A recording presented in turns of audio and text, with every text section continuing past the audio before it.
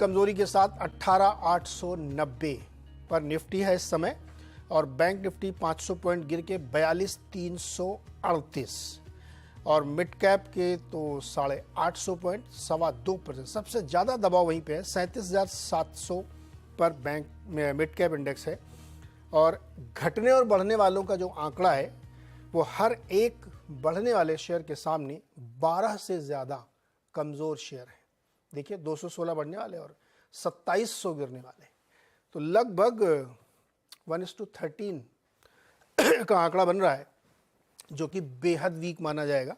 और बहुत सारे सेक्टोरल इंडेक्स हैं, स्टॉक्स हैं जहाँ पे वीकनेस है और जिनके रिजल्ट बहुत अच्छे आ रहे हैं, बहुत ही अच्छे रिजल्ट अगर आपके आए तो मार्केट सस्टेन कराता है। लेटेस्ट एग्जांपल एक्सिस बैंक है, 7 रुपये ऊपर है केवल। अच्छे नतीजों में आप सस्टेन कर रहे हैं, कमज़ोर नतीजे आएंगे तो हो जाएगी धुलाई। उदाहरण है जुबिलेंट फूड वर्क्स, अच्छी खासी पिटाई वहाँ पे देखने को मिल रही है। तो ये इस समय बाजार का तस्वीर है, मूड है। हालांकि ये समय भी बीत जाएगा, ऐसा नहीं कि ऐसा ही हमेशा रहता है। इससे बहुत घबराने, चिंता करने, पैनिक करने की ज़रूरत नहीं है। कभी कभी ऐसे दिन आते हैं और इतने दिन अच्छी तेज़ी देखी तो कुछ दिन तक आपको ये भी देखना पड़ेगा। इसके लिए आपको मेंटली हमेशा प्रिपेयर रहना चाहिए। मेहमान है आज के सर्वेंद्र जी। सर्वेंद्र जी नमस्कार। बहुत बहुत नमस्कार नीरज जी। बताइए सर। नहीं नीरज जी, देखिए आपका चैनल, आपके शो बहुत कम लोगों ने 19,800 के आसपास हमने जब डिस्कस किया था कि भाई लाल टाई पहनी थी 1 साल के बाद, तो समझदार को इशारा काफी है। आई थिंक ये गिरावट मुझे तो बिल्कुल सरप्राइज नहीं की है, बट स्पीड, डेफिनेटली स्पीड थोड़ी ज्यादा है और बाजार थोड़ा सा ओवरसोल्ड हो गया है। हमने बात की थी 19,350 19,850 की रेंज की, और जब तक वो रेंज है, अब वो लोअर एंड उसका टूट चुका है। तो अब देखिए, अब दिक्कतें गहराएंगी। अब 19,350 19,400 के ऊपर जाना पुल बैक्स में थोड़ा मुश्किल होगा, कठिन होगा, और जब तक उसके ऊपर नहीं जाएंगे तब तक ट्रेंड रिवर्सल की बातें करना मेरे ख्याल से गलत रहेगा। तो आई थिंक ट्रेंड अब डिसाइसिवली मीडियम टर्म डाउन है, शॉर्ट टर्म भी डिसाइसिवली डाउन है। अब बात यही है कि अब आप ये लॉन्ग टर्म मार्कर्स को उन 18,900 के आसपास होल्ड करेंगे कि नहीं। जो 200 दिन के मूविंग एवरेज है एक्सपोनेंशियल, वो यहाँ इस एरिया में है, और जो लोग सिंपल देखते हैं वो तकरीबन और 200-300 पॉइंट नीचे है। तो आई थिंक 18,500 से 18,800 ये जो हम यहाँ पहुंचे हैं, ये बाजार की लक्ष्मण रेखा है लॉन्ग टर्म। अगर बाजार को संभलना है और लॉन्ग टर्म वाले अगर यहाँ पे आके अपने आप को एक्सर्ट करते हैं, लॉन्ग टर्म प्लेयर्स अब यहाँ पे आके अपना दबदबा बनाने की कोशिश करते हैं, तो आई थिंक 18,500 एक लक्ष्मण रेखा रहेगी, जिसके नीचे लॉन्ग टर्म ट्रेंड भी नेगेटिव हो जाएगा। तो आई थिंक अब यहाँ से वेट एंड वॉच है। यहाँ से आप नया कुछ नहीं कर सकते, नया शॉट आप यहाँ से कर नहीं सकते। जिनकी ऑलरेडी पोजीशंस कैरिड हैं और जो बना के रखे हैं, आई थिंक उनको तकरीबन 19,300 19,400 की रेंज में कहीं ट्रेलिंग स्टॉप लॉसेस रखने चाहिए। फिलहाल 2-4 दिन और शॉर्ट ट्रेड में बने रहना चाहिए, ऐसा मेरा मानना है। और अगर कहीं किसी ओवरसोल्ड लेवल से उछाल आया एक्सपायरी के बाद, तो डेफिनेटली प्रॉफिट बुकिंग भी यहाँ पे एडवाइस रहेगी। तो स्टॉप लॉस को रोज ट्रेल करते रहें थोड़ा थोड़ा। फिलहाल मुझे लगता है कि 19,360 के आसपास रखना चाहिए स्पॉट पे, और एवरीडे 50-60 पॉइंट्स उसको ट्रेल करें, और 3-4 दिन और मेरे हिसाब से शॉर्ट पोजीशन में बने रहें। अगर किन्हीं कारणवश, जैसे मैंने बोला, 18,500 की लक्ष्मण रेखा टूटती है तो दिक्कतें और गहराएंगी। ओके, 18,500 कह रहे हैं आप ना? 18,500 जी। ओके, अभी 400 पॉइंट उससे ऊपर है सर। कोई नहीं देखिए, हाँ जी जी जी, नहीं देखिए, हम लॉन्ग टर्म मार्कर को आपको एक रेंज में लेकर चलना पड़ेगा। वो एग्जैक्ट एकदम, जैसे अभी अनुज जी भी बोल रहे थे कि एग्जैक्ट लेवल्स कुछ नहीं होते हैं, एक ब्रॉड रेंज होती है। तो मेरे हिसाब से 18,800 तो मोटा मोटी आ गए आज। 18,500 से 18,800 की ये रेंज है जहां पे लॉन्ग टर्म मार्कर्स हैं। 200 दिन के एवरेज यहीं पे है, 18,900 के आसपास एक्सपोनेंशियल है 200 दिन वाला, और सिंपल तकरीबन कहीं 18,500 के आसपास है। मैं देखता नहीं हूँ बट मोटा मोटी 18,500 के आसपास है। तो आई थिंक ये रेंज इंपॉर्टेंट है। लॉन्ग टर्म सपोर्ट्स अगर यहाँ पे बन गए तो बहुत अच्छी बात है। फिर दिवाली के आसपास एक रैली भी आएगी, तो फिर उसकी भी बातें करेंगे, बट फिलहाल 3-4 दिन मेरे ख्याल से मंदी कैरी करनी चाहिए। ओके, तो 3-4 दिन रखिए। जैसे हम लोग भी कह रहे थे कि बहुत ज़्यादा उत्साहित होने की जी जरूरत नहीं है, थोड़ा देखिए, समझिए, लेट इट सेटल जी फर्स्ट। चलिए अब सवाल लेते हैं, देखते हैं लोगों के मन में क्या सवाल चल रहा है। हेमंत जी हमारे साथ जुड़ रहे हैं आसनसोल पश्चिम बंगाल से। हेमंत जी नमस्कार, बताइए सर। सर नमस्ते सर। जी सर मेरा पास गुजरात टम्बूजा एक्सपोर्ट का 200 शेयर है सर, 340 परचेस। 200 शेयर 340 पर। ओके, और सर भैरव इंजीनियर का एक शेयर है, 100 शेयर है, 474 का परचेस है सर। कौन सा इंजीनियर बताया आपने? Bhairav engineering, Bhairav engineering. भारत? भैरक भैरक भैरक इंजीनियरिंग। ओके, बताइए सर। VARROC sir. वेरॉक, हाँ ठीक है, वेरॉक। आ जाओ, ठीक है, नहीं समझ गया सर मैं। सरवन जी बताइए। जी देखिए, मेरे ख्याल से पहला जो नाम निकल के आया है वेरॉक वाला जो ये पूछ रहे हैं, यहाँ पे मुझे लगता है कि भाई मिड कैप वाला स्टोरी है और अब थोड़ा करेक्शंस यहाँ पे आ गए हैं और 500 के आसपास अच्छी सप्लाई रही है। तो मेरी राय रहेगी बहुत एग्रेसिवली अपना यहाँ पे एक ट्रेलिंग स्टॉप लॉस या एक स्टॉप लॉस रखें। आई थिंक 434 के आसपास इनको एक लेवल है जहाँ पे इनको अपना एक ट्रेलिंग स्टॉप लॉस रखना चाहिए वेरॉक में। उसके नीचे किसी कारणवश जाता है तो आई थिंक और वीकनेस गहराएगी, क्योंकि 500 के आसपास बहुत अच्छी यहाँ पे मुझे सेलिंग दिख रही है। तो बहुत ज्यादा 500 के ऊपर जाके टिक पाएगा नेक्स्ट 1-3-4 महीने में, मुझे नहीं लगता। तो यहाँ पे एक तो स्टॉप लॉस लगा के रखें और उछालों में मेरे ख्याल से टुवर्ड्स 500 उछालों में बेचने की तैयारी रखें और बेचने की कोशिश करें यहाँ। उछाल में बेचने को। और गुजरात अंबुजा एक्सपोर्ट, देखिए गुजरात अंबुजा एक्सपोर्ट पे मैं इनको यही बोलूंगा कि फिलहाल 285-290 के आसपास अच्छे सपोर्ट्स हैं, तो अगर उन एरियाज पे के नीचे कहीं स्टॉप लॉस लगा के बने रहना चाहते हैं तो यहाँ पे बने रहें, बट मेरा यहाँ पे बहुत कोई स्ट्रांग ओपिनियन नहीं है अभी फिलहाल। बहुत स्ट्रांग ओपिनियन नहीं है। गणेश जी हैं गुवाहाटी से। गणेश जी नमस्कार, बताइए सर। हाँ नमस्ते। ये मजगांव का 1379 पे। मजगांव डॉक 380 पर हाँ। 1000 शेयर। सरवन जी और बताइए। एक है अपना EGT पे। हेलो, बोलिए बोलिए। EGT पे 20,14 नहीं समझ में आया सर, कौन सा ईजीटी? EGT plan. अच्छा, सरवन जी बताइए पहले मजगांव डॉक। देखिए डेटा यहाँ थोड़ा लॉन्ग टर्म में अगर जाऊं तो डेटा थोड़ा कम है, बट ये भी एक बहुत फेवरेट स्टॉक रहा है, कंसेंसस बाय रहा है ये, और अब यहाँ पे थोड़ा डिसअपॉइंटमेंट मेरे हिसाब से रहेगा। तो यहाँ पे भी मेरी राय है कि उछालों में निकलने की राय है। मुझे नहीं लगता कि बहुत ज्यादा अब ये स्टॉक 2021 के ऊपर जाके टिक पाएगा, तो टुवर्ड्स 2000 पुल बैक में बेचने की राय है। और इन द मीन टाइम अगर होल्ड करना चाहते हैं, बाउंस के लिए वेट करना चाहते हैं, तो I think in the mean time 1740 पे एक मैज़गान डॉक्स में स्टॉप लॉस भी एक इनको लगा के रखना चाहिए। क्या अभी इसने एक महीने भर पहले कितना 2300-2400 रुपए का हाई मारा है ना सरवन जी? जी जी जी। और अभी चल रहा है 1700 में। 500 रुपए उसने वैसे निकाल दिए। लगातार ये बात इस शो में, इस चैनल में, यूट्यूब वाले में, सब में मैं यही कह रहा था कि जहाँ पे मल्टीपल टाइम्स स्टॉक बढ़ चुका है, प्लीज प्रॉफिट बुक करिए वहां पे। अब 500 रुपए नीचे है यहाँ पे, अभी क्या करना? स्टॉप लॉस कहाँ पे लगाएंगे? स्टॉप लॉस तो मैंने जैसे बोला 1740 पे फिलहाल लगा के रखें। मुझे यहाँ पे उम्मीद है कि थोड़ा ओवरसोल्ड है, तो एक बाउंस इनको शायद मिल जाए टुवर्ड्स मे बी 1900, 1880, 1900, या थोड़ा सा उछाल और आया तो 1950 तक। 2000 के ऊपर जाके टिक पाएगा ऐसा फिलहाल नहीं लग रहा। तो विद इन 1850 टू 1950 की रेंज में कहीं पे ये निकल जाए इसमें से। ओके, मजगांव डॉक पे ये राय। गणेश जी ध्यान रखिएगा इस पे, ऐसे ही करिए जैसे भी बताया जा रहा है। स्टॉप लॉस जरूर लगाया करिए। मुंबई से अक्षय जी हमारे साथ जुड़ रहे हैं। अक्षय जी नमस्कार, बताइए सर। जी नमस्कार सर, मेरे पास अशोक लीलैंड के 1000 शेयर्स है एट द रेट ऑफ 174.80। तो एक महीने का मतलब दिवाली तक का व्यू है मेरा, वो होल्ड करना चाहिए या फिर सेल कर दूं? 174.80 पे 1000 शेयर अशोक लीलैंड के लिए हैं आपने जी। और आपका व्यू है दिवाली तक, तो एक महीने से भी कम है सर। जी जी जी। कब लिया था आपने ये सर अभी ये कुछ एक हफ्ते पहले ही लिया था मैंने, जब वो 168 से वापस से रिबाउंड किया था, 180 तक चला गया था, तभी लिया था। उसके बीच में स्टॉप लॉस नहीं लगाया? जी नहीं लगाया था सर। क्यों, भूल गए या लगाया नहीं? नहीं एक्चुअली सर इसमें मतलब बाकी मिड कैप तो अच्छा खासा गिर रहे थे, ये उतना मतलब थोड़ा स्टेबिलिटी दिखा रहा था, तो शायद से रिबाउंड मिले वो हिसाब से रखा हुआ है। अक्षय बाबू, जब भी ट्रेडिंग का बेट लोगे, स्टॉप लॉस लगाओगे, हमको आपको अच्छा लगने से थोड़ी मार्केट को फर्क पड़ता है। रुकिए, अच्छा भैया सरवन जी बताइए। 174.80 पे लिया है, 166.40 पे चल रहा है। ट्रेडिंग कॉल थी, स्टॉप लॉस नहीं लगाया, भूल गए, अब क्या करें?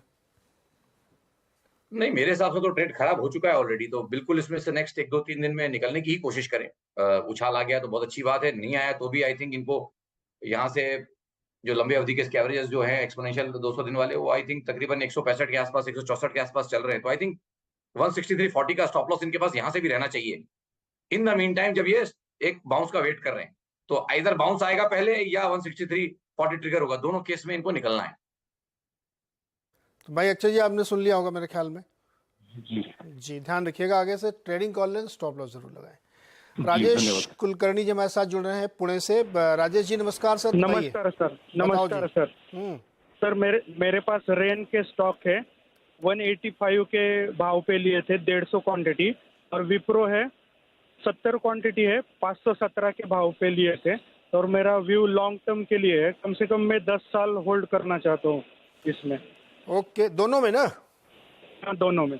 सर्वेन जी, समय की पाबंदी खत्म, जी। आप बताइए विप्रो और रेन इंडस्ट्रीज में क्या करें? देखिए, जब समय की पाबंदी नहीं है तो आई थिंक यहाँ पे इनके लिए थॉट तो यही रहेगा कि भाई बने रहना चाहते हैं तो यहाँ दोनों में बने रहें, दोनों ही जिस तरह का टाइम फ्रेम है। आई थिंक यहाँ पे मैं रेन के लिए इनको बोलूं कि भाई काफी अंडर परफॉर्म करने के बाद जो ग्रीन शूट्स हम बोलते हैं कि पहले ग्रीन शूट बनने की कोशिश हो रही है, आई थिंक 125 130 के एरिया में बहुत अच्छे सपोर्ट्स बन गए हैं, और इनका दायरा बड़ा लंबा है, तो आई थिंक इनको यहाँ पे बने रहने चाहिए। पैटर्न्स फिलहाल तो अच्छे बन रहे हैं, बट अगर किसी कारण से 125 के नीचे जाता है तो इनको दोबारा राय लेनी पड़ेगी, फोन कर सकते हैं उस समय। बट फिलहाल जितना दायरा बताया है, जितने इनके पास कंफर्ट लेवल है, तो मेरे ख्याल से रेन इंडस्ट्रीज में ट्रेड में बने रहें।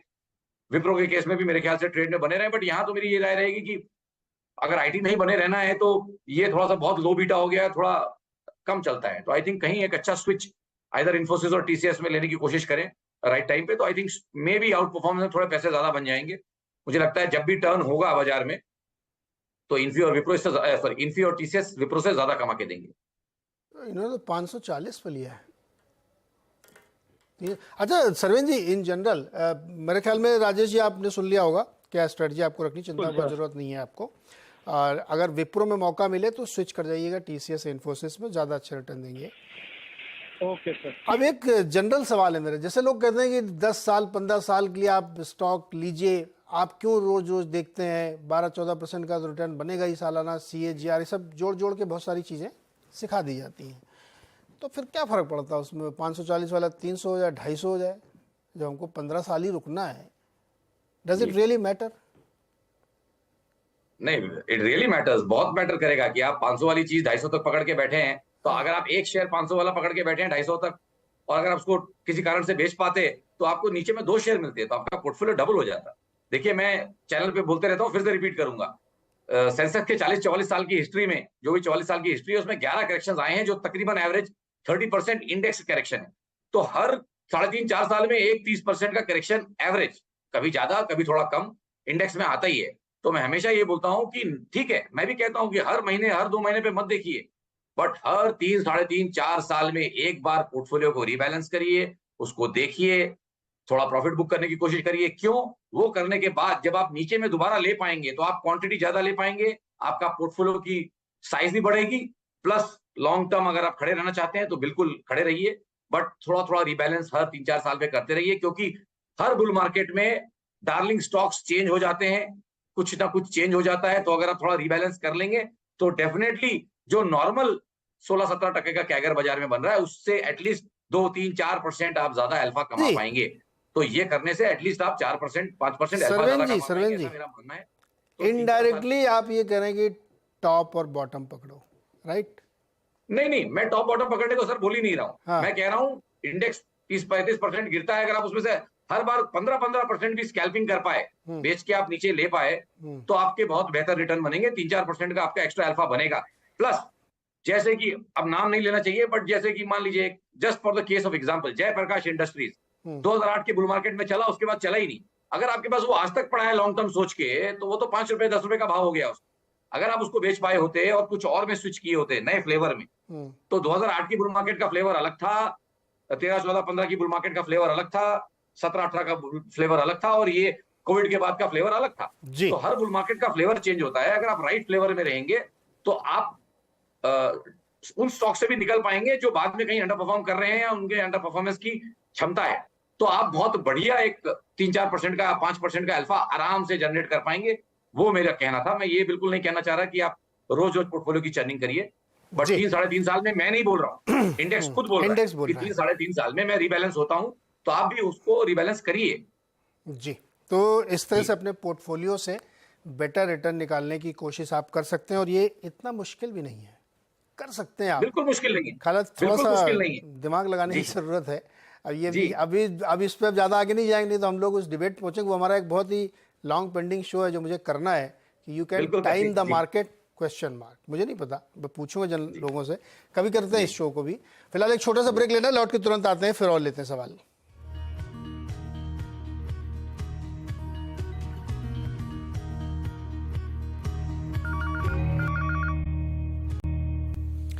स्वागत है एक बार फिर से आपका, और सवाल लेते हैं। सर जी क्विकली जवाब चाहिए। नीतू कंचन ने एक ट्विटर पर सवाल भेजा, दो इनके बड़े स्टॉक है, एक बजाज फाइनेंस और एक सोनाटा सॉफ्टवेयर, करीब करंट प्राइस पे क्या लेना चाहिए इन दोनों को?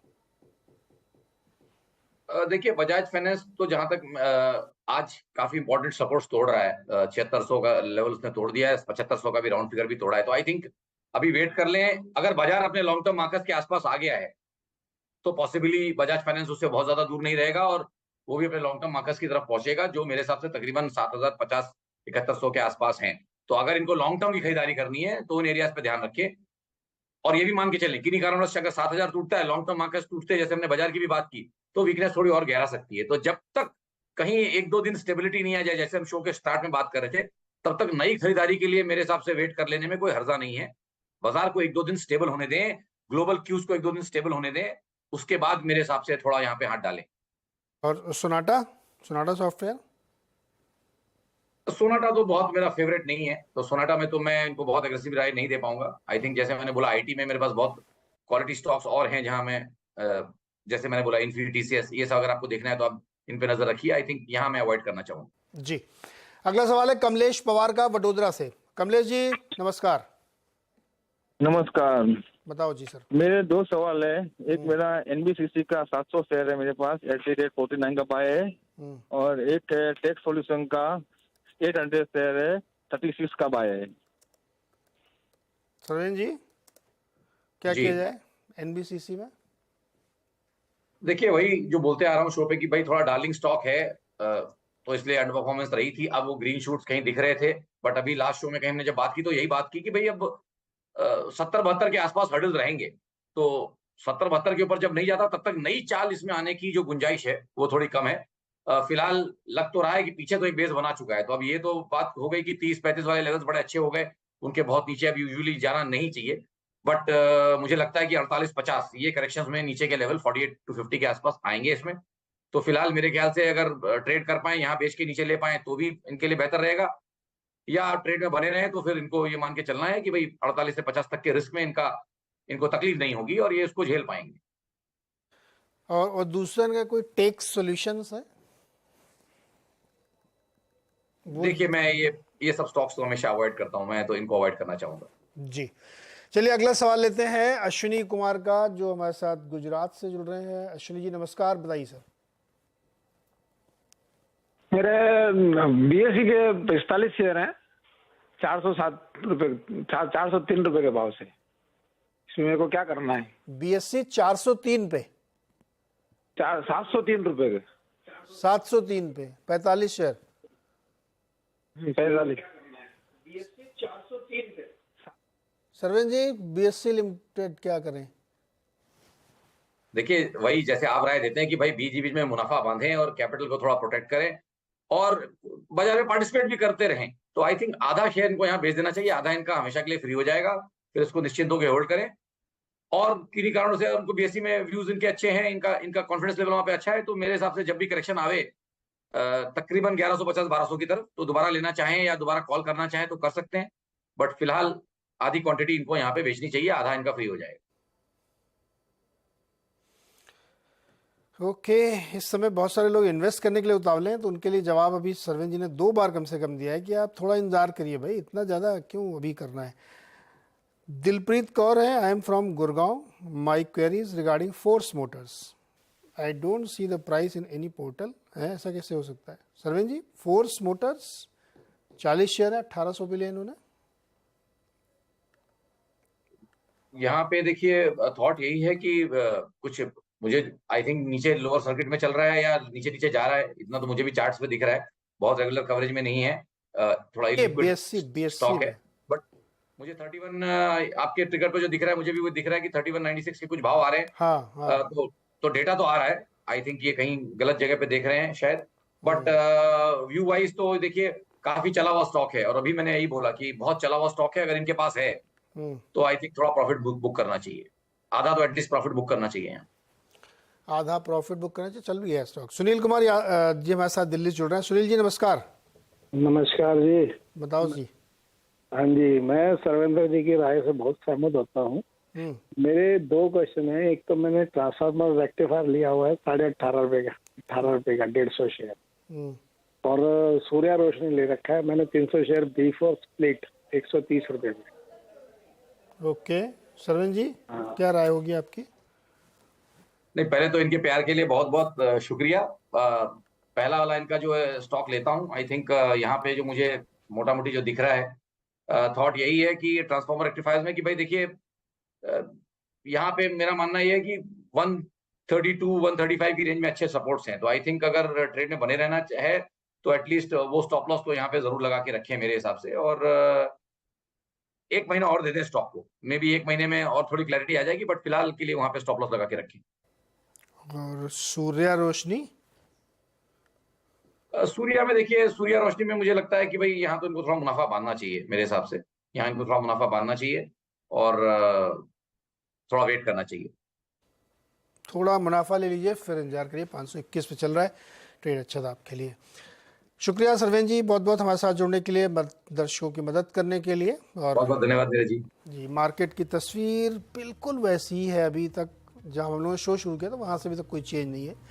250 पॉइंट की वीकनेस के साथ निफ्टी 18,890 पे ट्रेड करता हुआ दिख रहा है। काफ़ी वीक मार्केट है इस समय, इसमें कोई शक नहीं है। छोटा सा एक ब्रेक के बाद खिलाड़ी नंबर 1।